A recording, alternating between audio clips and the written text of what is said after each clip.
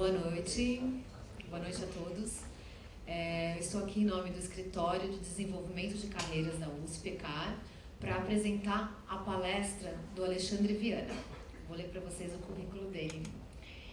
O Alexandre é pós-doc em Energia e doutor em Sistemas de Potência pela Poli e mestre em Economia pela PUC. Ocupa atualmente a posição de diretor de comercialização na SPIC, é isso? Pacific Hydro, empresa chinesa-australiana que atua em 36 países e opera mais de 120 gigawatts de potência.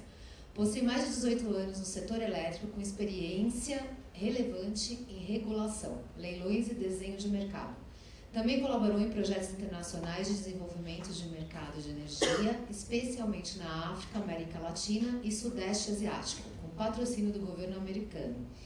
É entusiasta de que o mercado é o melhor alocador de recursos e pode acelerar o desenvolvimento econômico dos países por meio da competição, em especial no segmento de energia elétrica, que é um produto essencial para o estilo de vida contemporâneo, através da gestão pública para que o país seja mais justo, inclusivo e desenvolvido. Gente, a nossa página do Face, eu convido vocês a curtir e compartilhar. O escritório faz mensalmente aproximadamente 3-4 palestras gratuitas para o público USP e externo.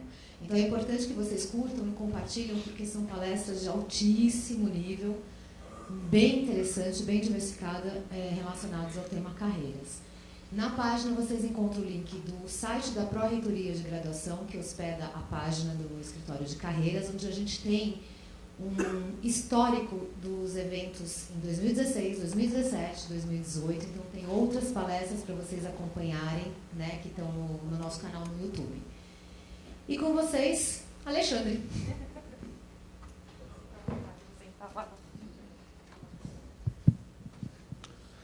Boa noite a todos. Queria agradecer à USP pelo convite e vocês por estarem aqui. Tanta coisa, às vezes, hoje em dia, tanta coisa pode fazer à noite, concorrência de coisas, estar aqui no escritório de carreiras, ouvir uma pessoa falar sobre energia, mostra interesse. E a ideia é compartilhar um pouco da minha experiência. A apresentação é só mais um guia para a gente conversar. A ideia é a gente fazer uma apresentação de 1 hora e 15, e depois abrir para vocês perguntarem sobre o que desafios eu passei, que frustrações eu tive. A vida não é só de coisas boas, também tem partes ruins na carreira. Então, a ideia é compartilhar mesmo, ser bem aberto. E eu gosto muito da universidade. O meu doutorado eu fiz na Poli, que é aqui do lado, da USP também. No final do ano passado, peguei o título no começo desse ano. E já emendei na sequência no pós-doc. Então, eu vou falar um pouquinho, apresentar sobre a minha carreira, o setor elétrico. Também a ideia é fazer algo bem lúdico, bem tranquilo. Então, fiquem tranquilos que os não engenheiros vão conseguir acompanhar. Não vou entrar em tecnicês de engenharia elétrica. A tentação vem muitas vezes, mas a gente vai passar por isso. Vai ser mais um bate-papo mesmo para a gente compartilhar experiências e trocar ideias. Deixa eu passar. Acho que é melhor eu passar. Então, tem duas partes. A primeira é sobre trajetória de carreira, desafios e lições. Então, eu vou contar um pouquinho do meu histórico profissional. E a segunda parte, que eu até confesso que é um pouco menor, é falar um pouco sobre tendências do setor elétrico e a carreira do que está por vir. Coisas que eu enxergo que tem acontecido, que eu passei e que eu tenho conversado com alguns especialistas, alguns brasileiros, alguns de fora, e que eles estão enxergando para o futuro da energia e o que eles entendem como tendências para quem quer seguir na energia elétrica, quem quer trabalhar no mercado de energia elétrica, e também para a carreira de um modo geral. Aqui está o meu currículo no MindBio. Eu não vou ficar aqui entrando, não vou ficar fazendo autopromoção, então depois vocês olham que vocês vão ter lá. E depois, se alguém também quiser meu contato para perguntar alguma coisa, eu vou estar aberto. Então o slide vai estar lá. E eu vou então passar para a parte mais lúdica, que é contar a história, porque seres humanos gostam de histórias. Então eu gosto de compartilhar histórias, porque as histórias a gente guarda. Números a gente esquece, mas histórias a gente guarda. Então, a ideia é contar como foi o meu primeiro emprego. Meu primeiro emprego foi com 13 anos, como office boy em uma empresa de persianas, que fazia persiana, box, porta sanfonada. E depois de 4 meses, eu fui efetivado como assistente. Hoje seria até proibido eu trabalhar com 13 anos. Na época, foi em 92 para 93. Alguns certamente não eram nascidos. eu comecei a trabalhar como office boy e eu confesso que o motivo não foi nobre. Eu quebrei o maior pau com a minha mãe em casa, minha mãe não queria deixar eu trabalhar de jeito nenhum, porque eu era muito novo. Que eu queria comprar um videogame. E naquela época o Brasil passava por uma crise danada. Acreditem, pior que a de agora, bem pior que a de agora. E meu pai tinha acabado de perder o emprego e eu cismei que queria o videogame. Falei, então eu vou comprar o videogame, vou trabalhar e vou comprar o videogame. Ele falou, não, você não vai trabalhar. Então eu quebrei o pau com ela durante 6 meses até que ela falou, tá bom, você vai trabalhar. Eu vou deixar que ela não aguentava mais. E aí eu comecei a trabalhar nessa empresa de persianas. Aí, como eu gostava já de informática, na empresa eles tinham acabado de comprar um IBM Aptiva. Aquelas coisas, vou contar umas coisas meio pré-históricas, alguns vão saber, outros vão falar, o que esse louco está falando? Então, era um IBM Aptiva, um computador gigante, que tinha a primeira versão do Windows, o Windows 3.1 Workgroup. E ninguém sabia mexer naquele negócio, estava lá, e o diretor da empresa falou, comprei isso aqui porque eu acho que vai ser o futuro. Mas ele não sabia também o que usar. Comprou lá e deixou.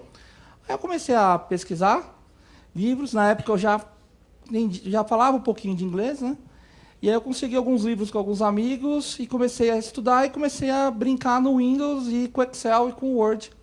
E naquela época foi o máximo, eles achavam o máximo na empresa quando eu consegui fazer uma mala direta.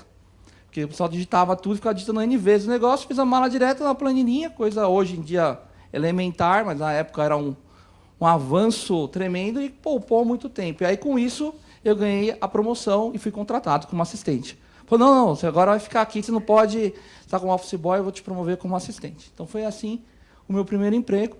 Trabalhei lá por 3 anos, um lugar que eu aprendi bastante. Trabalhei na área de custos, na área de vendas, só que a empresa quebrou. Então, a empresa quebrou. Depois de 3 anos, a empresa quebrou. Porque quebrou, foi logo quando entrou o Plano Real. E aí começaram a importar equipamentos e coisas, e aí as persianas que eram de fora eram muito mais baratas que as feitas no Brasil. A empresa quebrou. Aí um dos donos gostava bastante de mim, pegou ainda me demitiu antes dela quebrar e pagou ainda o que eu teria de rescisão. Falou, olha, como você foi muito bacana, tudo, eu estou te demitindo para você procurar outro emprego. E aí eu falei, poxa, 16 anos, aí já tinha pegado gosto por ganhar meu dinheiro, né? As coisas em casa já estavam mais estabilizadas, mas eu já não queria mais ficar sem trabalhar. E aí comecei a procurar emprego, e depois de 3 meses, em dezembro, eu comecei a trabalhar num outro lugar, numa empresa de válvulas. É uma empresa americana de válvulas. O nome dela chama-se Wooster Controls. Hoje ela tem um outro nome, ela faz parte de um grupo britânico chamado Flowserve.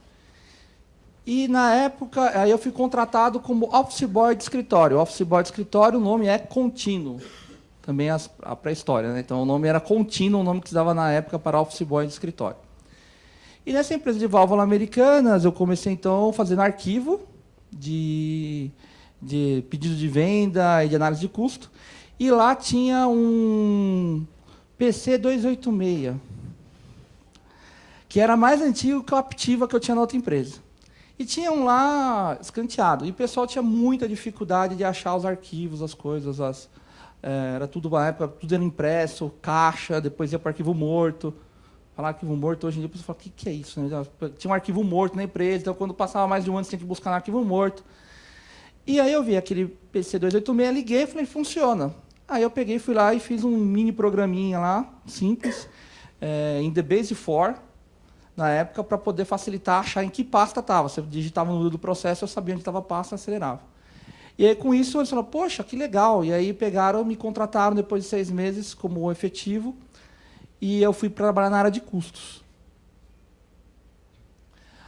Aí, na área de custos, eu conheci muitas pessoas lá que trabalhavam com essa parte mais financeira da coisa, e na área de custos eu também peguei gosto mais ainda pelo Excel, e comecei a me interessar em fazer cálculos mais complexos, a entender um pouco mais. E aí eu fui subindo na hierarquia e fui de assistente para analista, e fui subindo nessa empresa, e depois eu fiquei responsável pela área de custos. Eu era responsável por precificar as válvulas para o mercado brasileiro e para o mercado externo. Então, ia sair um pedido novo, eu fazia análise de custo e quanto custaria e qual era o preço justo para cobrar. Aprendi muito nessa área e isso me fez me apaixonar por economia na época. Então, passei a gostar muito de economia. E como também era uma época de muita discussão econômica, Então é até legal estar aqui hoje na FEA, creio que deve ter alguém que estuda economia, ou administração, ou finanças aqui. Tinha muita discussão acadêmica e técnica sobre economia na época, e aí eu me apaixonei pelo curso de economia. E aí eu falei, todo dia na hora do almoço, depois que almoçava, lá no escritório tinha uma mesa de snooker, a gente jogava snooker lá um pouquinho, e aí, aos últimos 15, 20 minutos, eu pegava o jornal, o Estado de São Paulo, e ficava lendo o caderno de economia para entender. Nessa época eu tinha 17 anos. E aí resolvi fazer o curso de economia, estudar. Como eu já trabalhava, eu, infelizmente não pude estudar, por exemplo, aqui na USP, eu adoraria na época ter estudado aqui, e acabei estudando numa faculdade próxima da minha casa, que eu morava em Santo André na época.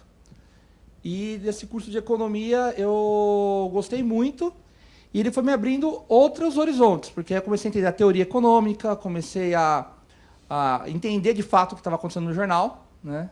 Em vez de achar que estava entendendo, eu comecei a entender um pouco melhor o que estava acontecendo. E aí eu comecei, creio que todos conhecem a revista The Economist, comecei a assinar The Economist.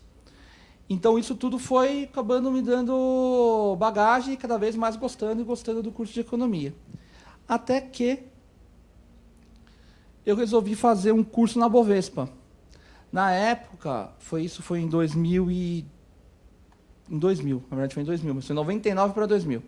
Nas férias, o meu primo pegou, viu e falou assim, ele fazia faculdade de economia comigo e falou, Ale, eu estou vendo aqui um curso na Bovespa, custa R$500. Na época era um baita dinheiro.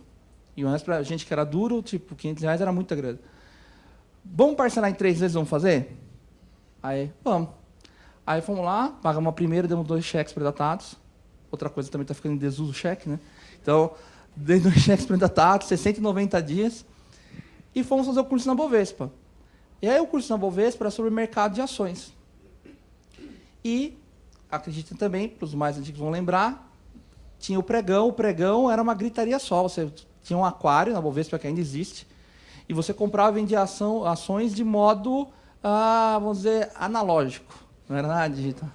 Você tinha que gritar, fazer sinais de compra e venda, e falar o preço da ação, e tinha rodas na Bovespa de tipos de produto. Então, você tinha a roda da Petrobras, você tinha a roda das empresas de telecom, você tinha as rodas, você ia naquela roda e gritava, compro 1 quilo, que era 1000 ações, 1 quilo a tanto, ou vendo a tanto. Aí você falava, fechado. Aí você ia com a pessoa do lado, assinava uma boleta, o fiscal de pregão analisava, inseria na maquineta, aparecia lá a operação na tela.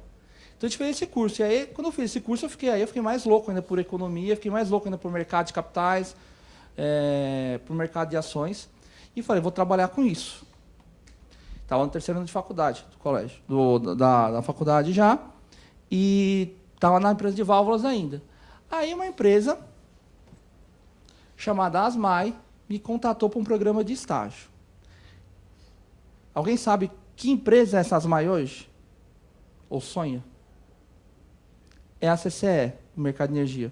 Na época se chamava Asmai, era o embrião do que é hoje a CCE. E aí falaram, programa de estágio, a gente viu que você tem no currículo um curso na Bovespa, a gente vai se tornar uma bolsa de energia um dia. Infelizmente até hoje não aconteceu. Mas, então a gente quer pessoas que têm esse perfil, você quer vir me trabalhar? Quero. E aí eu fui fazer o processo seletivo, passei, só que a pessoa falou, olha, só que tem um problema. A vaga que era para a área mais equivalente ao mercado de capitais, foi preenchida. Então, só tem uma vaga no financeiro. Você quer, como você tem uma formação de finanças? Aí eu fiquei meio assim de bico, né? Poxa, que chato. Falei, mas vamos aceitar. Eu entrando lá, um dia, quem sabe, eu suba de cargo. E aí, vou até fazer um parênteses, contar uma história engraçada disso. A pessoa marcou comigo uma entrevista final para confirmar se eu aceitava a vaga. Me marcou para as 14h. E eu cheguei lá, na época, moleque de tudo, fiquei lá esperando a recepção. A pessoa esqueceu que tinha marcado comigo, apareceu no escritório 6h30. Aí a pessoa, a recepcionista, que ainda trabalha na CCE até hoje, na época era recepcionista, falou assim, você é persistente, você não vai embora? Eu falei, a vontade até era, mas não sei porquê, vou ficar. Já perdi o dia no trabalho mesmo à tarde, então vou ficar. Eu estou aqui mesmo, vou ficar. Aí chegou, na época, a gerente de recursos humanos, toda sem graça, falou, poxa, desculpa, eu esqueci que tinha agendado com você, depois que me ligaram. E eu fiquei. Por que eu estou fazendo esse parênteses? Às vezes, acontecem algumas coisas na vida, te pensa em desistir, coisas bobas. Às vezes é melhor que ser um pouco tolerante, não ser tão senhor da razão, e falar, não, eu fiz o certo. Flexibiliza um pouco, às vezes é bom. Senão não estaria nem aqui hoje para falar com vocês, né? Fiz o programa de estágio, comecei como estagiário, e depois de 4 meses eu fui contratado para ser analista financeiro. E aí foi outra situação engraçada também, que o motivo da minha contratação como analista financeiro é porque eu consegui, na época, transformar algumas planilhas em Excel mais rápidas e conseguia fazer apresentações em PowerPoint que as coisas pulavam de um lado para o outro. Eu não estou mentindo, é sério.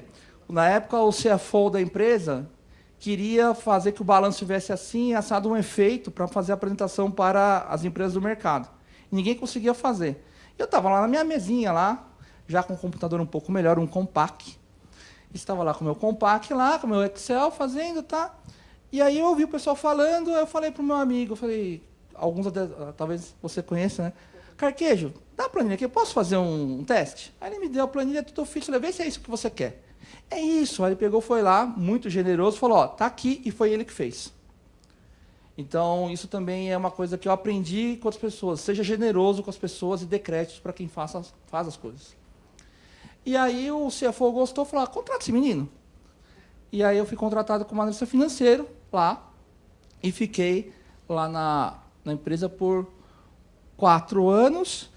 E aí eu decidi ingressar no mestrado em economia. Por quê? Já tinha me formado e eu cheguei à conclusão ao final do curso que eu não sabia economia o quanto eu gostaria. Eu falei, pô, tem coisa que eu leio, tem artigo acadêmico que eu leio e ainda não consigo entender. Então não estou pronto ainda. Então eu tenho que estudar mais. Aí eu peguei e fiz o cursinho que tem da Ampec, se eu não me engano. É Ampec, é Ampad de Administração, Ampec de Economia. Fiz o cursinho da Ampec e prestei para algumas universidades. Na verdade, daria até pela minha nota ter feito USP, mas não fiz porque a USP era durante o dia, eu já trabalhava, então eu teria que parar de trabalhar, então eu optei pela PUC porque de noite era próximo, dava para se locomover. E aí eu comecei então o mestrado na PUC, em Economia, com o intuito de aprender um pouco mais sobre... agora eu quero entender de fato, conseguir ler esses artigos, alguns que eu não entendo, e entender. Passado 2 anos, 1 ano e meio, eu falei, bom, chegou a época de fazer a dissertação de mestrado, né? O terror de todos os alunos, né? Que é o TCC na graduação, depois a dissertação de mestrado e no doutorado a tese. E aí eu peguei e resolvi estudar uma coisa fora do convencional, que foi sobre a economia da Suécia. Por quê? Porque a escola que eu tinha feito tinha uma visão bastante matematicista e resumia a economia a matemática, ou seja, se não pode ser matematicamente provado, não é ciência, e se não é por meio de modelo matemático, qualquer alternativa está errada. E aí e também era muito liberal, e olha que eu sou uma pessoa que me considero pró-mercado liberal. Só que achei aquilo muito radical, falei, poxa, não pode nem ouvir nada alternativo, né? E aí, quando eu comecei a estudar, eu vi, poxa, a Suécia, os escandinavos, eles são povos que têm uma economia diferente. Vou estudar sobre eles. Aí escolhi a Suécia simplesmente porque eu gostava da marca Volvo e achava o carro legal. Falei, então vou escolher a Suécia. Tinha que escolher um país. A professora falou, não dá para estudar os escandinavos todos. Isso é uma tese de doutorado, escolhe um. Eu achava o carro da Volvo bonito. Vou escolher a Suécia. Por quê? Porque é onde é feito o Volvo. Foi um motivo, a escolha foi, sendo sincero, foi assim, não foi nada científico. E aí eu gostei muito, apaixonei pelo país, cheguei a ir para a Suécia, a estudar lá na Universidade de Estocolmo o modelo sueco, na verdade não como aluno ouvinte, mas assim, entrevistar os professores de economia da Universidade de Estocolmo, foram muito legais. E aí quando eu voltei para o Brasil, foi pouco tempo, eu fiquei lá 3 meses, escrevi a minha dissertação de mestrado.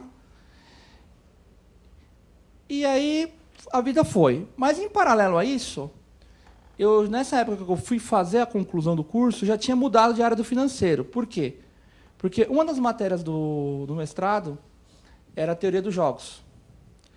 E, inclusive, é até engraçado como a vida prega peças, que um dos cursos de teoria dos jogos que eu fiz, que eu mais gostei, foi neste auditório, em 2011, com o John Nash, quando ele ainda era vivo.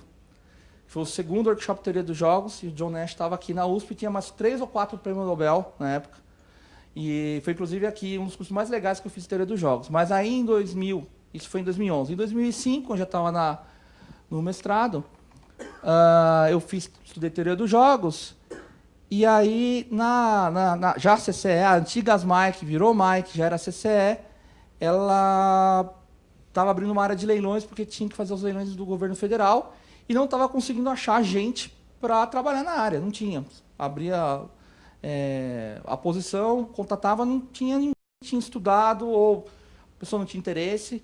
E na época, hoje leilões é uma coisa mais as pessoas falam, comentam, querem saber. Mas na época, ninguém queria especializar em leilões. Aí falaram, você topa ir para essa nova área de leilões?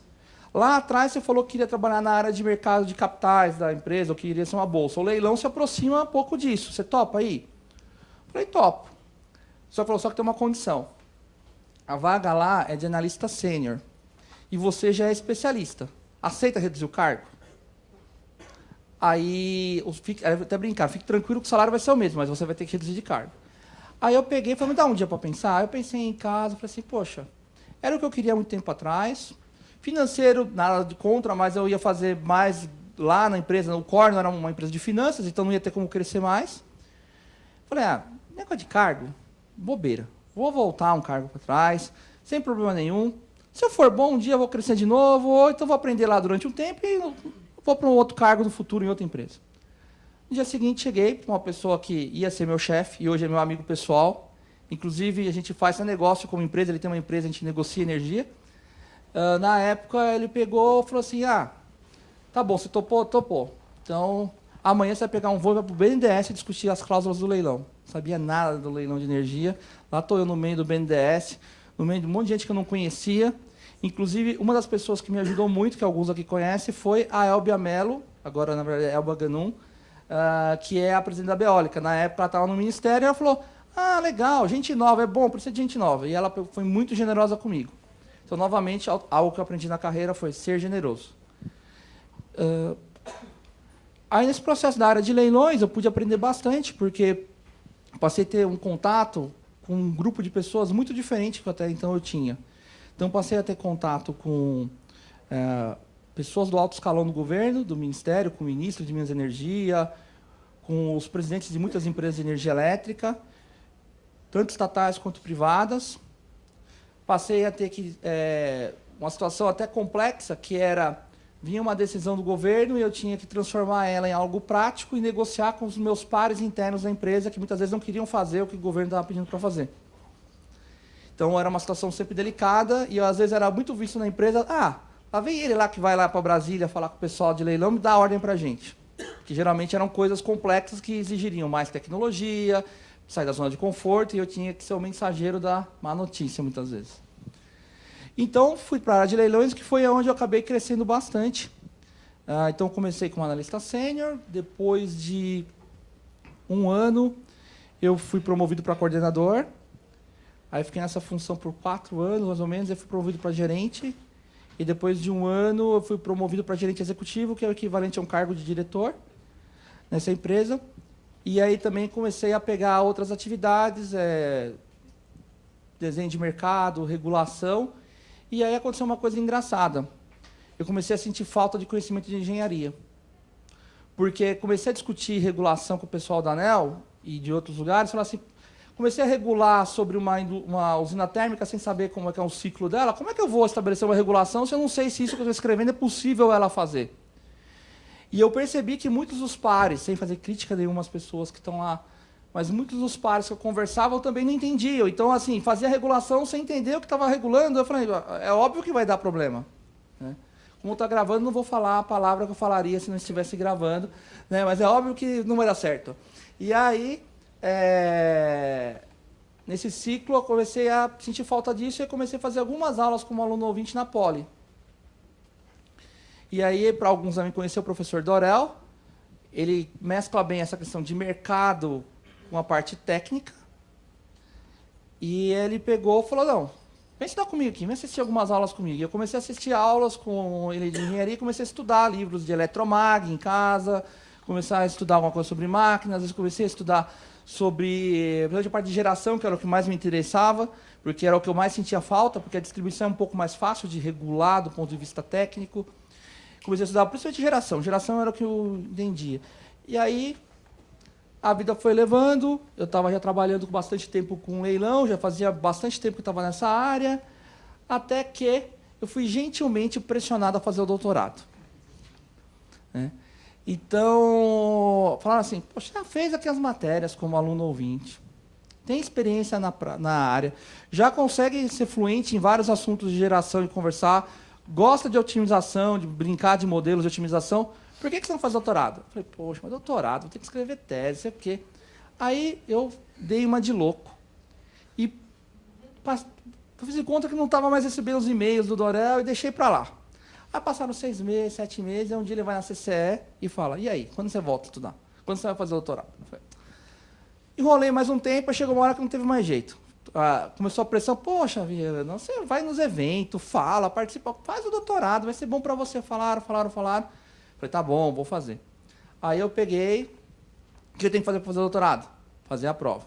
Aí lá vai, tem que estudar para fazer a prova, para passar.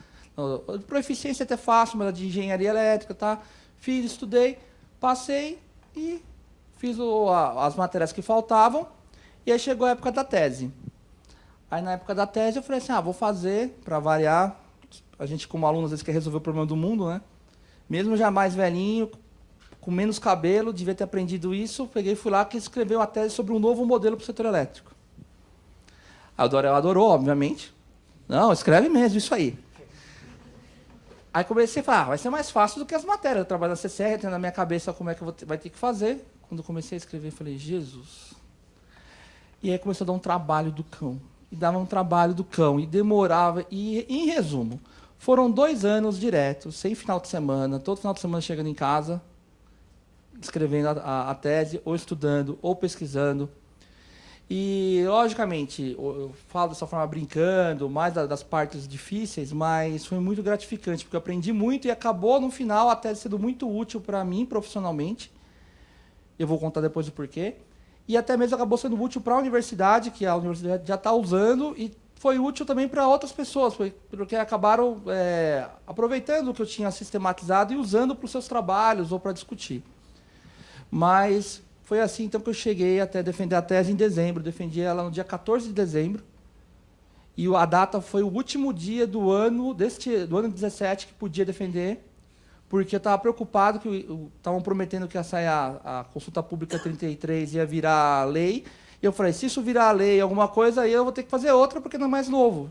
Né? Aí corri igual um louco para terminar, consegui.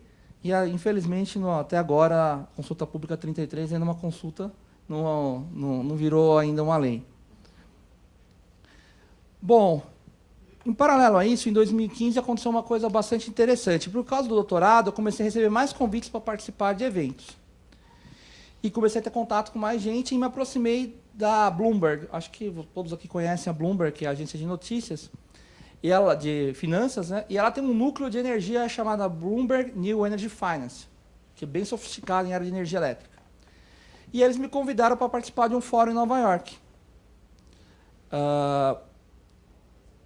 Infelizmente não tive sponsorship, não tive patrocínio da empresa que eu estava, então eu falei, não, vou no bolso, vou pagar do bolso. Não vou fazer média, na época já tinha condições de pagar do bolso, não foi nenhum sacrifício, mas eu paguei do bolso e fui.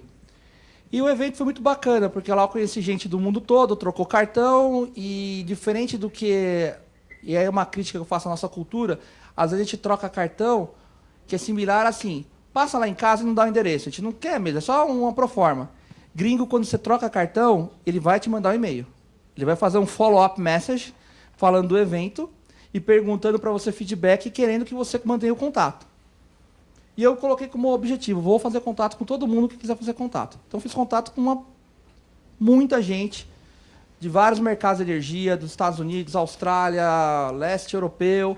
E isso foi bacana porque eu pude aprender e usar para a minha tese. Porque eu ligava lá, eu mandava uma mensagem, onde é que eu acho tal coisa do teu país? Em tal site. Aí ia lá e ajudou muito.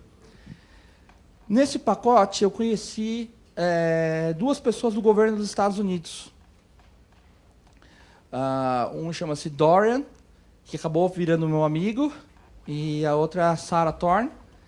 E eles me convidaram para ser voluntário, se eu aceitaria ser voluntário, junto com algumas missões que eles tinham em países em desenvolvimento, da África, Sudeste Asiático principalmente, e alguns da América Latina, para participar de Scope Missions, que geralmente duravam uma semana, onde era para dar uma palestra ou sobre como fazer um mercado de energia, como organizar. E muitos queriam ouvir do Brasil, porque o Brasil era o meio termo. A gente não era tão atrasado igual os países da África e do Sudeste Asiático, mas não estava tão avançado ainda quanto os Estados Unidos. Então, esses países enxergavam a gente como algo possível a ser feito numa transição. Tipo, primeiro vamos ser igual ao Brasil, mesmo com os defeitos que o Brasil tem, o Brasil conseguiu uma série de coisas que outros não conseguiram ainda. Então, vamos tentar chegar, pelo menos como o Brasil, como um passo intermediário, depois a gente discute se é como o mercado europeu ou o mercado americano. Então, foi muito legal, porque isso permitiu eu visitar alguns países, e aí, nesse caso, tinha sponsorship, era tudo pago, e ainda até ganhava uma bolsa por dia de palestra. Então eu tive a oportunidade de conhecer países que eu provavelmente não iria pagar no meu bolso, que é totalmente diferente da média. Então, por exemplo, eu fui para a Tanzânia 2 vezes, e um dos workshops foi quase dentro de um safari, literalmente, era do lado de uma reserva que você podia ver lá leão, tudo, então era no meio da savana mesmo, uma cidade chamada Morogoro, no meio da Tanzânia, 6 horas para dentro do continente. Tive a oportunidade de ir para a África do Sul, também para o Cazaquistão, foi o lugar que eu passei mais frio na minha vida, menos 17. Conheci também Laos, Filipinas, Indonésia, qual foi o outro lá? Tailândia, que foi o último, e a Malásia, quando eu ia, eu saí da CCE e acabei não indo. Mas então foi muito legal porque também deu a oportunidade de conhecer mais gente, mais pessoas, melhorar o network, mas também ter um sentimento de que aquilo que eu faço pode ser útil para alguém, não somente questão de dinheiro ou para você de forma egoísta, mas sentir que você está dando para alguém, porque chega uma pessoa das Filipinas que nunca escreveu um contrato, uma coisa que é meio básica para a gente. O simples fato de você trazer um contrato em inglês para ele, ou na língua dele, e explicar as cláusulas, ele entender, para ele já é uma grande ajuda, coisa que a gente não consegue nem imaginar. Fala assim, mas isso é tão básico, mas eles não têm isso. Ensinar alguém a fazer uma planilha de trazer a valor presente, um fluxo de caixa para um projeto de uma eólica, já é um grande avanço, porque ele já consegue mensurar se aquele player que apresentou uma proposta apresentou um preço razoável. Então são coisas assim até meio simples para nós, que numa faculdade de um nível tão alto como a USP pode parecer tão elementar, tão básico, mas para uma pessoa da África ou do Sudeste Asiático é uma grande descoberta. Então isso foi bacana, porque eu pude compartilhar e sentir que eu estava não só me beneficiando, mas também ajudando alguém.